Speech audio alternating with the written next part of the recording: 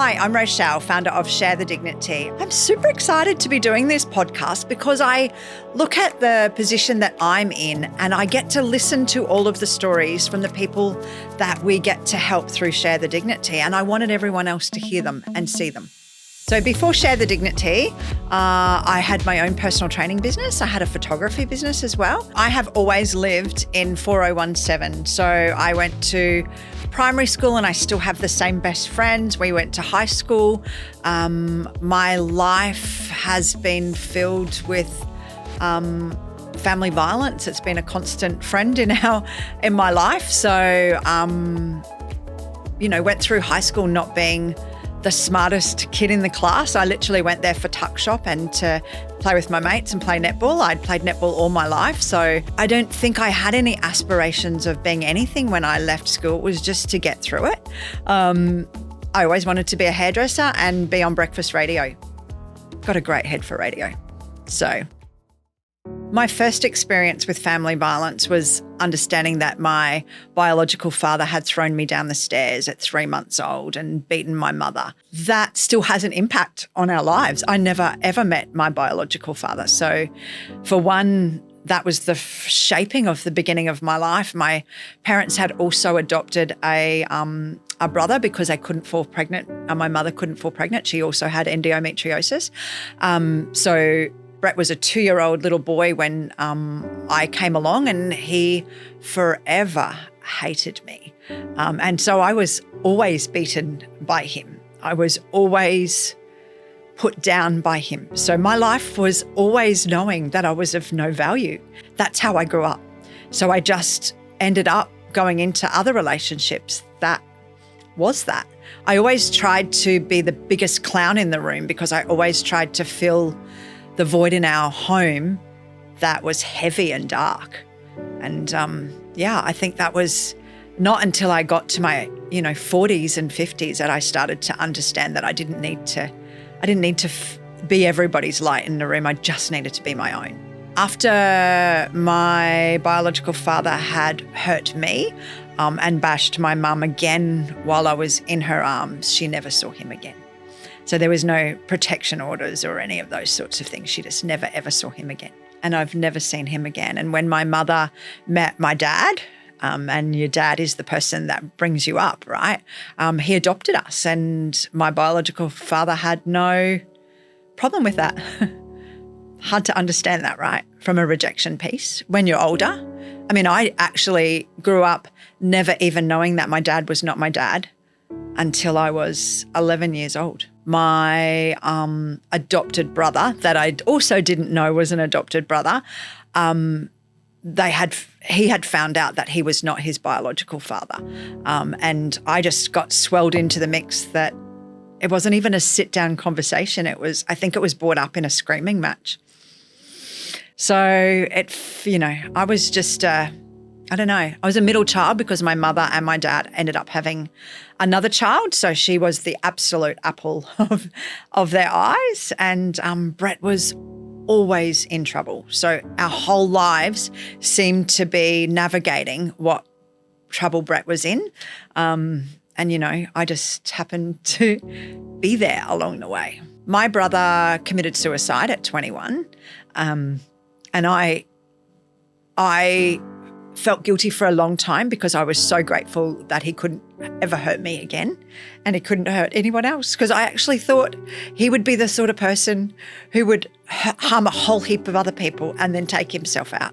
And he'd had a relationship and had a beautiful daughter, and I just love that kid to pieces. So it's a reminder that, there were pieces to my brother that were beautiful, but I suppose if he was diagnosed now, he would probably be diagnosed with bipolar, because on one hand he could be super beautiful, but on the other hand, and you never knew what what storm you were walking into. It was nothing for me to have broken elbows and broken arms and my head pushed into the ground so hard that I'd end up with gravel rash on my face. So my trauma came from growing up with that. I don't think I started to deal with that trauma until my mid-40s, when I started to realise that and I can't speak for anyone else, but I know I hid it in humour. I ate it, or I over-exercised, or I overworked. I just did everything in excess to never have to deal with it. And it wasn't until I had to open those doors to start unpacking the healing. I met Shane, my current husband number 2, and my favourite so far, when I was 40. And he's my soulmate. He is kind, he is gentle. I feel like for the first time in my life, somebody's got me in their hands and I'm never going to fall. I'll never forget sitting on my veranda and reading an article that Mamma Mia had written that talked about the fact that there were 48,000 women who didn't have somewhere safe to call home. And well, I could imagine that. We all know that people don't have somewhere safe to call home. What I read next changed me forever, and that was that they were using socks and newspaper and wadded up toilet paper to deal with their period. And I was really embarrassed that I'd never thought of that. I'd suffered severely with endometriosis. So for me, as a woman, to have a tampon and a pad, and to be honest, sometimes I would have to sit on a towel if I had to do a long drive because periods were not my best friend. So I couldn't imagine what women would go through should they not have access just to a tampon or a pad. Like, I'd never thought of that would be a thing. When I Google searched it after reading that article, it wasn't the first article to ever be written on the topic. And I thought, but there was no solutions out there. That actually I couldn't Google search that there was anyone doing anything like that. And I couldn't actually see the problem anywhere in the world, even though you'd imagine that this was a problem in other places. You could imagine this happening in India or a third world country, but never Australia. Share the Dignity name was about, I don't believe that there's a person in Australia who wouldn't share the conversation that people don't have their dignity and don't have access to period products. It was a really fitting name. In actual fact, it didn't. I will say this over and over again. There's not a lot of thought that goes into my things. It just happens to happen. Like when we first did our drives, we did them in April and August, only because my eldest daughter's name's Alicia and they both started with A months. Like literally. That's it. In May 2015, we'd sent an article out to the project to tell them what we were doing, and they picked it up. Share the Dignity is a grassroots campaign born from Rochelle Courtenay's kitchen table. At that stage, I had a personal training business, and I asked all my clients, and they were all females, to bring me a packet of pads or tampons for every wine they had in the month of February 2015. And some of my clients would just bring me a bag and say, let's not count them, babe. Let's just start training.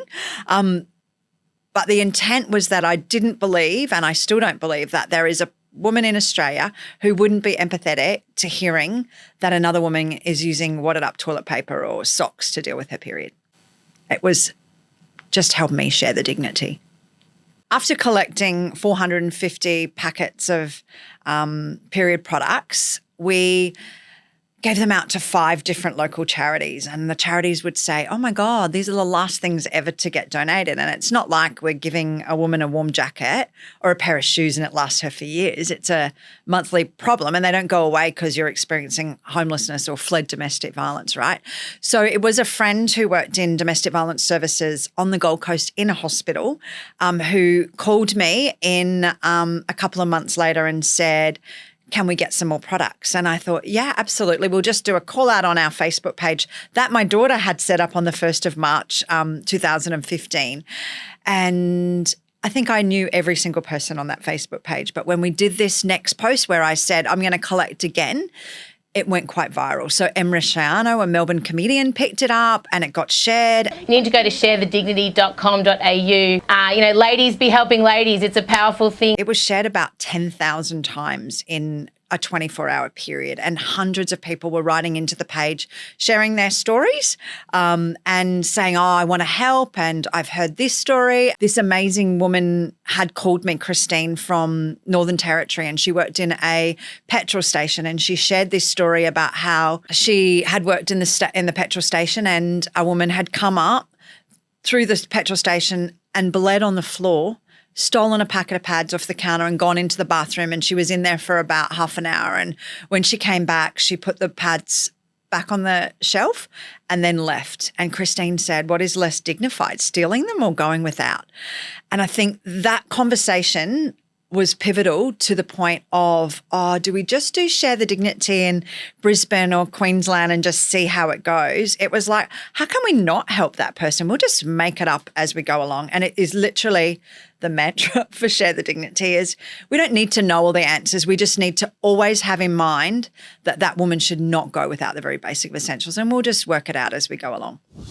I think at the beginning, it was full focus. I had 2 jobs. I had 2 full-time jobs. I had Bella U personal training, which was, training clients from 5:30 in the morning till 12, and then I'd go back again from 4 o'clock. And then I had Share the Dignity, which was also a full-time job. And I'll never forget very early on sending my clients to run up the hill and trying to reply back to a text message and timing them at the same time and saying, that wasn't quite fast enough. Up you go again. I tell you, I would not have won any Personal Training of the Year awards back then, that's for sure. But for me, the passion overrode the passion I had for Bella U. In saying that, Bella U was how I put food on the table, right? It was, I remember saying to Shane, can I borrow $50 for petrol because I need to go and drop off these donations? Because the more I got into Share the Dignity, the less clients I would see because I'd started to travel or it had started to just take over everything. So I actually had both full-time jobs for the first 4 years of Share the Dignity, and it wasn't until the 5th year that I was able to fully let it go. Since 2015, Share the Dignity has collected and donated more than 3 million sanitary products to those in need. That stage, we didn't have a website. I remember working until about 2 o'clock in the morning to do a website that we had to get ready before the project came on air, and I literally had my first client at 5:30 in the morning. That's how sleep deficient I was probably for those first 4 years. We had probably 50 volunteers around Australia.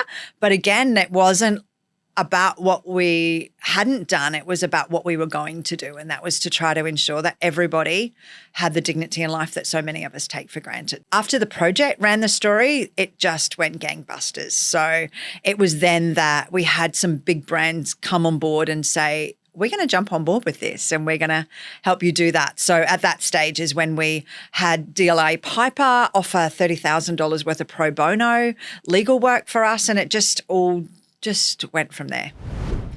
Jenny Bywater was our very first volunteer, and she asked how she could help. And I said, please ring around to all of these charities so that we can see if they want the donations, because there's no point collecting them if we don't have donations. And she really helped set up the charity process for us at Share the Dignity. Jenny lost her life to cancer last year, but she was so instrumental in who we are. And I just think whether a volunteer volunteers for a little bit or a long time, they give their time. It's the most precious resource that any of us have, and they are the backbone to Share the Dignity.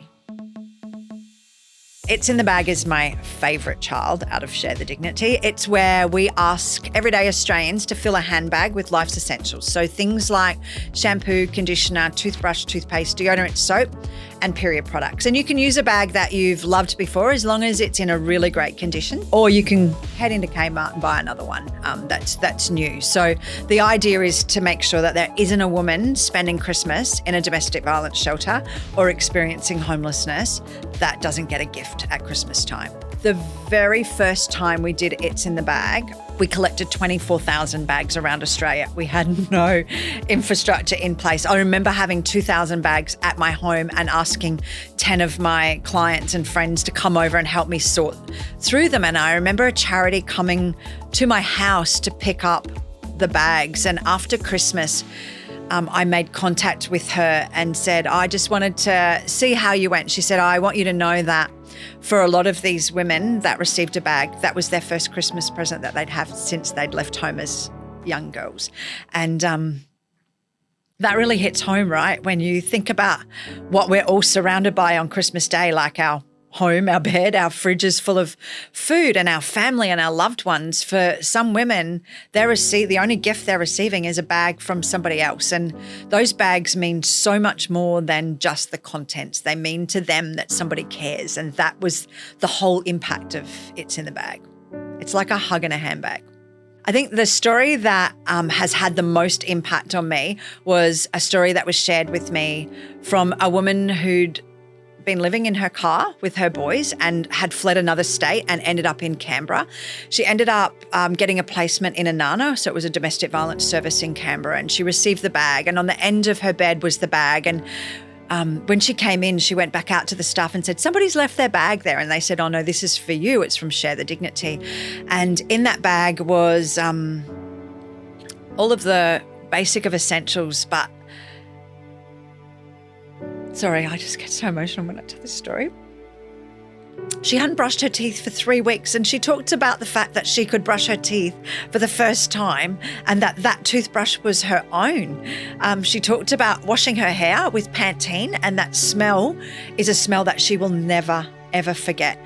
She also talked about how there was a Rockman's voucher in the pocket of the bag, and she went shopping at the end of February when her boys had been placed into a new school. And she said she went into the change room and tried on this black dress that was on sale for $20. And she went into the change room and she said, oh, this sounds so weird, but I felt like there was a guardian angel in there with me. And she said she tried the dress on, and for the first time in a very long time, she smiled back at herself, which completely still covers me in goosebumps, because we all smile at ourselves in the mirror most days, right? For her, she couldn't remember the last time she smiled at herself. And she bought the dress. She went back to the shelter, and she went off to a job interview, and she remembers the same feeling of this guardian angel. And she said, I don't even believe in this stuff. And she felt like she had the job. She felt like that she got it, and she did get the job. And her and her boys had moved out of the domestic violence shelter by the Easter that year because she had a job. She felt settled. She liked what she saw back, or that was reflecting in the mirror, and she attributes that to the bag. When you're putting together a bag, you do it knowing that you're never going to meet that person. We now have over 6,000 volunteers in Australia that we call Sheroes and Heroes. They are the absolute backbone to Share the Dignity. And I will always say that the most important thing anyone can do for us is to use their voice. So, I'm so proud of them, and spending time with our volunteers is the thing that I actually love to do most. I mean, if I think about the things that are keeping me up at night now, COVID had a massive impact on Share the Dignity. Before COVID, we would collect on average about 140,000 It's in the Bag donations. Post-COVID, we've never gone back to those numbers. So we're not even hitting 100,000 bags now, yet the need has surpassed 170,000. You couldn't even get pads and tampons on the shelves in supermarkets because everyone thought that the world was going to stop and they were stocking up on everything. So that for me was exceptionally distressing. We also then had to cancel our Dignities, which are our biggest fundraiser for the year. So that had an impact where we could probably have used the money to have bought more products, but we couldn't because we didn't have the money. People weren't donating. It had a really big impact on us. And what were women doing? I mean, we didn't hear from people, but we absolutely know that they weren't able to get access to period products. Our Dignity vending machines were locked up in libraries and schools and places where people then couldn't get dignified access to period products. So, from that perspective, that hurts my heart, that while we'd been building a charity that enables people to have equal and equitable access to period products, during COVID, that was not the case. I think we all just had to bunker down and do what we could to come out the other end. It was a big time of growth and reflection, and I think we came out the other side better for it. But from the donations, we certainly are still not even back to where we were before COVID. I'm really proud of how far we've come in Australia to have open conversations around. Nobody even knew what period poverty was, let alone have conversations. And I'm really proud of the fact that now you can Google search periods or period poverty or Share the Dignity, and you'll see pictures of boys at soccer camp collecting period products, girls at basketball. The WNBL had a fighting period poverty round. What we need to do is to make sure that we're normalising the conversations so that we can all be part of the solution. corporate partnerships with Share the Dignity have been so important. If you look at our relationship with Terry White Chemist, we're the very first chemist to ever come on board to help us to share the dignity. Having somebody national very early was such a game changer to Share the Dignity. Woolworths. Now, Woolworths have been around with us since 2019, and that has had such a big impact on Share the Dignity. Both, everybody knows where their local Woolworths is, and it makes it super easy to pick up your products and donate them in store, but also the fact that they were giving 5 cents from the sale of every period product sold in March and August to Share the Dignity, which has helped us increase our fleet of dignity vending machines across Australia. But Bunnings, they're bloody legends. Now, Bunnings came about when we did our very first It's in the Bag Christmas appeal in 2015. We collected 24,000 bags. We put them on verandas of volunteers around the country. When we did the second appeal in 2016, we had Terry White Chemist, we had Brazilian Beauty, we had beauty salons and hairdressing salons all be part of it. But we collected 120,000 bags. We had no idea of the enormity of how and what was going to happen. And so beauty salons were completely full. They couldn't even do their clients. And so it really wasn't possible for us to do it again. And I actually called out to Bunnings and asked everybody on our social media page to tag them. And that's how Bunnings actually came along, and they are an absolute joy to work with. It's as easy as popping into Bunnings, getting your sausage, dropping a donation in the bin. It's the easiest thing in the world to contribute to. If I also talk about our relationship with Essity, so Libra donate hundreds and thousands of packet of pads to us for our remote Indigenous communities. So for us, Indigenous menstrual health is a really important part of what we do, and it kind of sits in the background of what we do because it doesn't have anything to do with your local drives. But, you know, it's so easy to get a packet of pads or tampons to somebody in a suburban area. It's much harder to do that in our remote Indigenous communities. So Libra have been now helping us for about 4 or 5 years, and it's had a really big impact in the work that we're doing in Indigenous menstrual health. We've had the pleasure of working with some amazing influencers, or as we call them, change makers at Share the Dignity. Christian Hull is probably one of our absolute favourites. Like a pad is, I know it's sticky. It's got some sticky things on it. And I thought you just stuck that on your vagina. That's to stick it on yourself. Sorry, you're an ambassador for Share the Dignity. I'm like, yes, I am. Proud ambassador. Okay, Christian.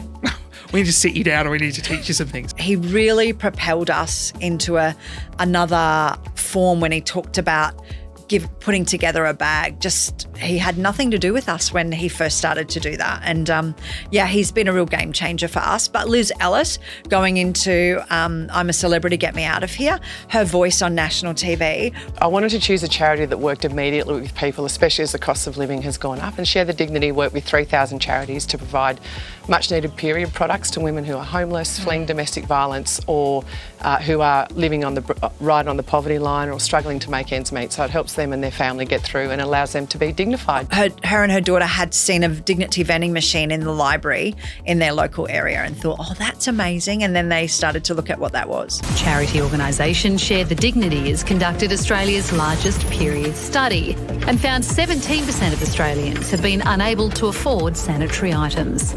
When we brought about the 2021 Bloody Big Survey, it showed us that more than 42% of girls are missing out on education. And so that for us was about going to every state and territory, to their education minister, to their health minister, to their minister for women, and advocating and agitating to make that different. So now you can get access to period products in every high school in Australia, and now we just need to throw that net further. So my hope for Share the Dignity in the next 5 years is to use the 2024 Bloody Big Survey data to ensure that no girl misses out on an education. Whether she's at primary school, high school, TAFE or university, there should be access to period products for them. It is also about ensuring that if you can get a CAT scan, morphine and your head sutured in a public hospital, actually in any hospital, you should be able to get access to a pad in a public hospital. So we will be advocating for that change, but we're also really looking forward to all workplaces in Australia having access to period products, ensuring that every stadium in Australia has access to period products. If you can get toilet paper somewhere, you should also be able to get access to free period products. As the founder of Share the Dignity, I would have to say I'm most proud of the fact that in 2019, on the 1st of January 2019, we saw the removal of the GST.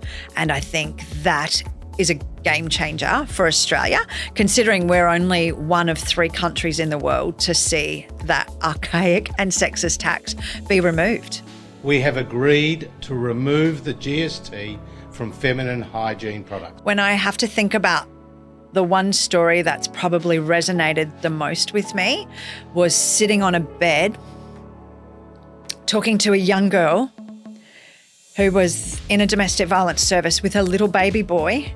And she talked about the fact that she was 14 years old living on the streets, and it was safer for her to live on the streets than it was to live in her home.